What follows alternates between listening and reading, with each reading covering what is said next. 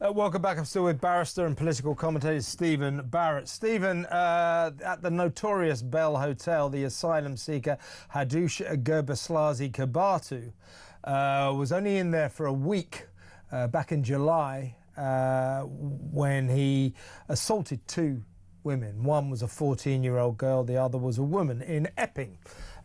He's been in custody since July and today he was sentenced for these two sexual assaults to 12 months, 1 year. Now, he's been in custody since July, so with remission, he'll probably end up doing about sort of 3 or 4 months. Bearing in mind, you know, Lucy Connolly, for example, did 31 months or got 31 months for posting hurty words on Twitter. This guy, Hadush Kebatu, he's a 41-year-old Ethiopian. He now says his firm wishes to be deported back to his home country. And even though there in Ethiopia the age of consent is 18, Kebatu insists that he did not know that the UK was so strict about sex attacks, men making sexual advances to women. He didn't realise that. Now, I mean, first of all, let's discuss the 12 months. 12 months for two sexual assaults? Yeah. That's ridiculous, isn't it?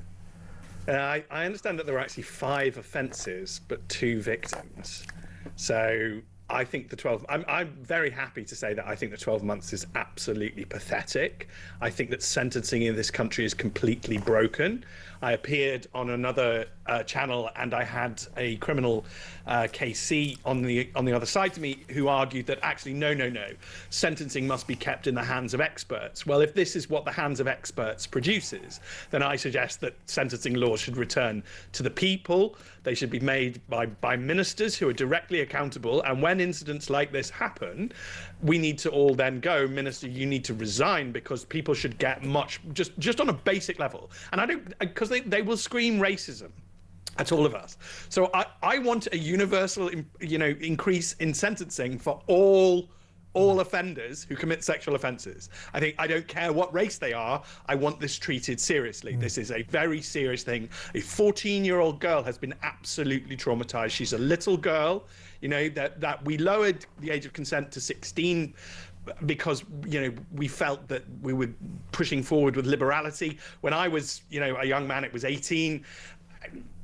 14 is far too young to be anywhere near anything like this, particularly with a 41-year-old man. I think most people have an instinctive understanding that if it's a 16-year-old with a 17-year-old and, they're dating and in love, we sort of have a different view of the entire event. And that's perfectly human and perfectly normal. This is a 41-year-old man. She doesn't know.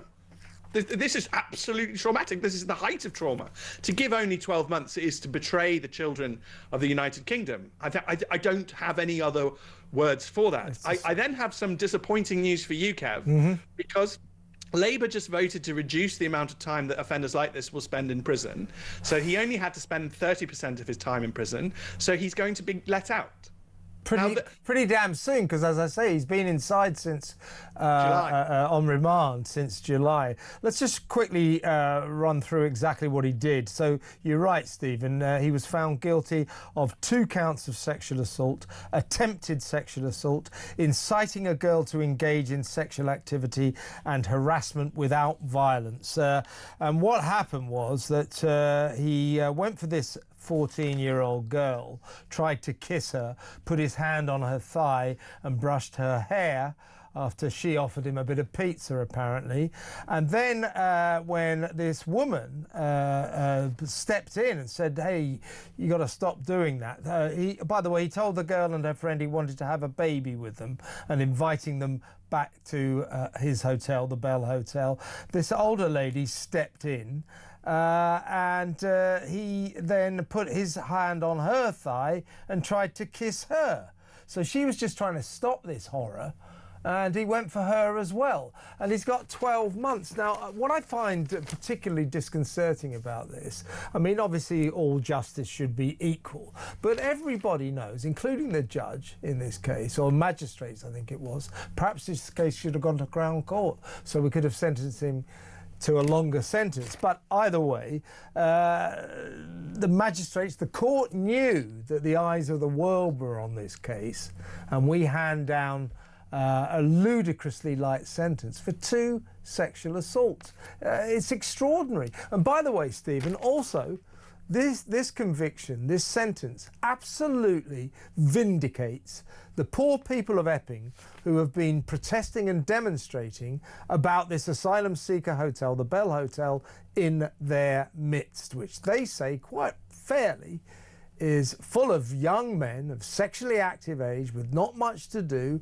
I think at least one more of them has been arrested on alleged sexual offences as well. And of course, only last week, another asylum seeker was found prowling around a school in the same area. He wasn't staying in the Bell Hotel, but this does vindicate all these people saying about the people about racist, racist. No.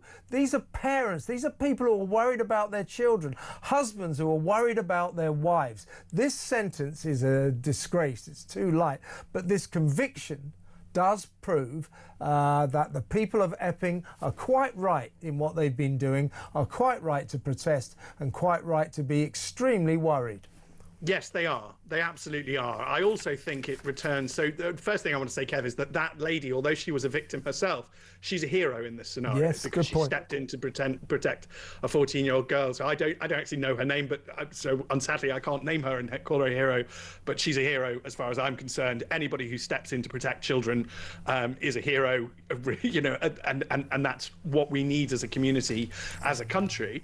It totally vindicates the parents of Essex. It really puts in the even more damning light the words of the Court of Appeal judge, who said that the needs of the migrants, so the needs of this sex offender, outweigh the risk to the residents of Epping, which I think is absolutely, probably, I want it to be the lowest that our courts go, because I'd quite like our courts to redeem themselves.